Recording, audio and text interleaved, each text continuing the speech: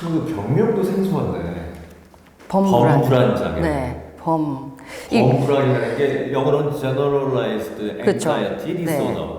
이 범불안장애를 요즘 세대들은 못 이해할 수도 있을 것 같아요. 이게 한자잖아요. 모든 것들이 나는 불안하다라는 건데 아까 얘기한 것처럼 근데 이 특징이 뭐냐 좀 애매하잖아요. 근데 환자들이 전형적으로 이야기하는 거는 나도 이 일이 일어나지 않을 거라는 것은 알고 있지만 비행기가 추락하지 않은 걸 알고 있지만 근데 그 생각이 들어서 괴롭다. 당장 전쟁이 나지 않을 것을 알고 있지만 네. 혹시나 하는 마음에 전쟁용 배낭을 챙겨 놓는다. 여기까지 가야 돼요. 걱정이 꼬리에 꼬리를 무는 거네요. 그쵸. 모든 게 걱정이죠. 그쵸. 자녀가 어디 가는데 교통사고 날까봐도 걱정하시는 거고. 그렇죠. 예. 걱정을 멈출 수가 없는 거네요. 멈출 수가 없는 거죠. 늘 낭떠러지에 서 있는 느낌이다 이렇게 표현하시는 분도 계시더라고요. 그렇죠. 예. 네. 근데 이분들의 특징은 모든 불안이, 걱정이 꼬리에 꼬리를 무는 것은 같은데 이 걱정이 사실 일어나지 않을 것을 알고 있어요. 대부분. 주제가 있거든요. 예. 근데 거기서 빠져나오지 못하는 거고 약간 강박증이랑은 또 이제 결이 다른 것 같은데 강박증은 어떤 행동이라든지 이런 좀 구체적인 행동이 있잖아요. 그렇죠. 근데 이제 범불안장애는 이 일상에서 일어날 수 있는 일인데 네. 절대 일어나지 않을 것 같은 일로 한번 꽂혀요. 네. 천장이 무너지지 않을까? 전쟁이 나지 않을까? 혹시 갑자기 핵이 터지지 않을까? 근데 아닐 거 아는데 걱정이 한번 들면 계속 난다는 거예요.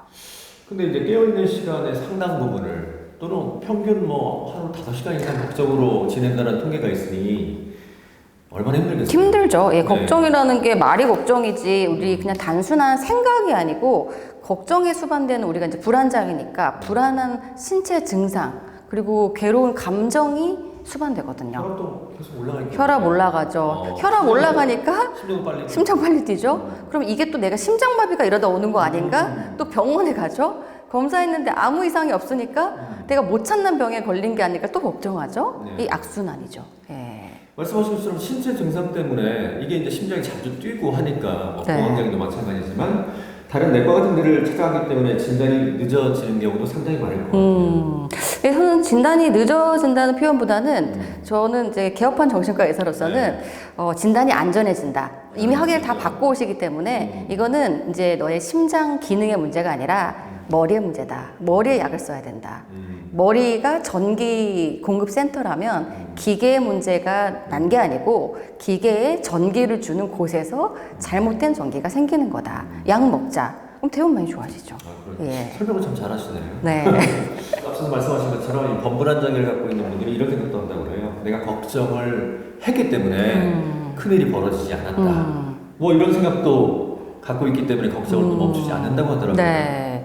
그러니까 이게 그 심리학적 용어로 보면은 그 잘못된 믿음, 미신적 믿음 같은 거죠, 일종의.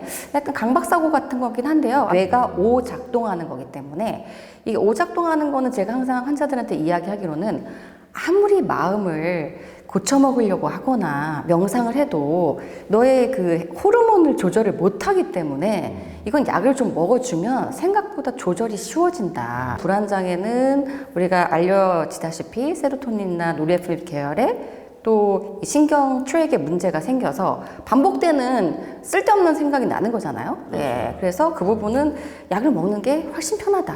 예. 근데 이제 공황장애는 어느 날 갑자기 생기는 경우가 많아서 결국 굉장히 놀라서 병원을 찾는 경우가 그렇죠. 있는데 네. 이 범불안장애 환자들은 남들도 나처럼 다 걱정하고 산다고 느끼는 분들은 상당히 많다고 그래요. 맞아요. 그래서 제 생각에는 병원에 잘 오지 않을 것 같아요.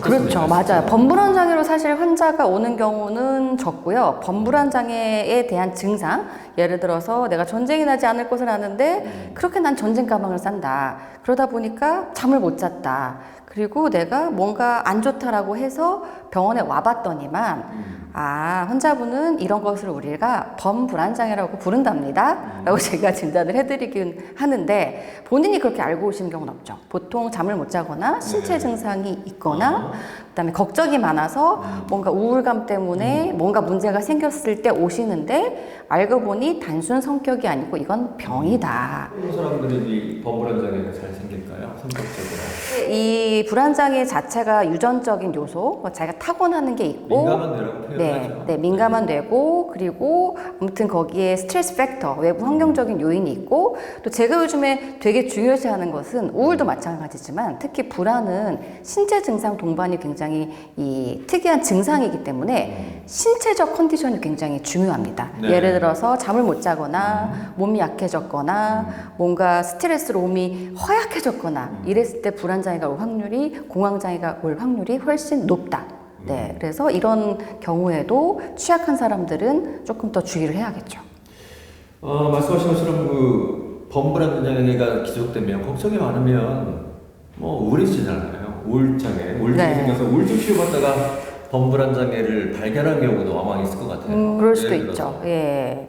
그래서 우울증 진단을 할 때 이제 웬만큼 임상가가 숙련되었다면 이 사람 성향적으로 범불안 장애가 있고 그것 때문에 우울증이 온 거구나 혹은 범불안 장애도 있고 지금 우울 에피소드도 동시에 왔구나라고 잘 판단을 할 텐데 사실 가려져 있을 경우도 있는 이유가 그렇죠. 네. 아까 얘기하신 것처럼 본인이 처음에 그런 얘기를 잘 안 할 수 있거든요.